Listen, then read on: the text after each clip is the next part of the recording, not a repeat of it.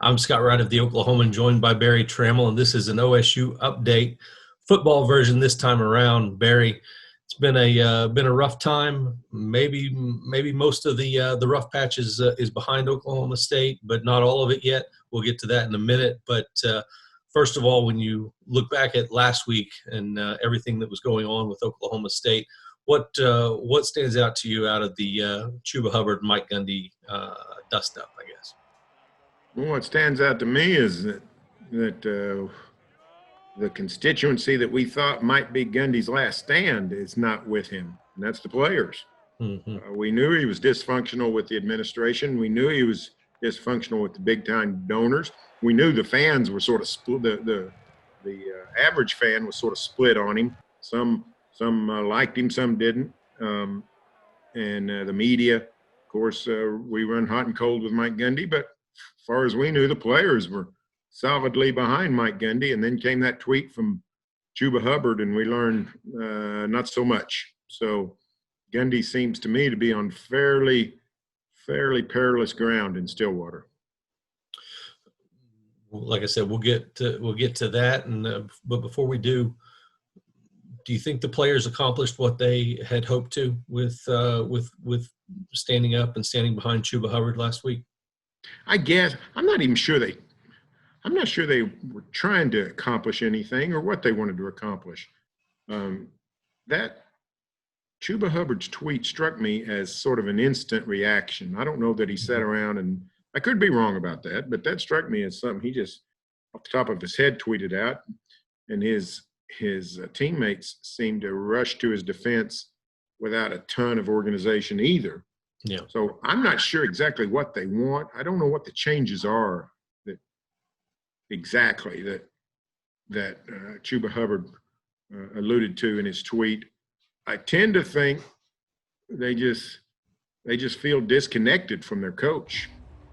And, I think they see other coaches at other programs sort of being in a pretty good relationship.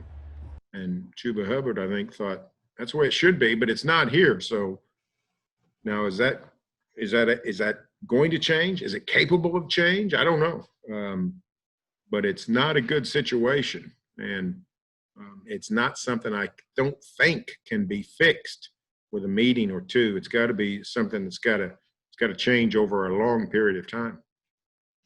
I tend to agree with that as well. In terms of Mike Gundy's situation right now, you wrote about it over the weekend that investigations to this point, according to the sources that you talked to, haven't necessarily turned up a lot of negativity in terms of how Mike Gundy is treating players of different races or different backgrounds. But where do you think things stand with Gundy right now? Yeah, that's the redeeming part of the investigation, is that the racial tension that seemed to come across in the tweet has not really come to fruition. So, that's at least a comfort. But I tend to think that Gundy's in pretty serious trouble. And I'm not sure that OSU administration is trying to figure out whether or not they want him to be their coach. I think they're trying to figure out whether they can afford to fire him. His contract calls for, I think it's a $17 million buyout. They can't afford that. They couldn't afford that before the pandemic. They certainly can't afford it now. Can they fire him with cause? I don't know. Maybe. That's a crapshoot. The lawyers would have to tackle that one. That would be what OSU would hope for, I think.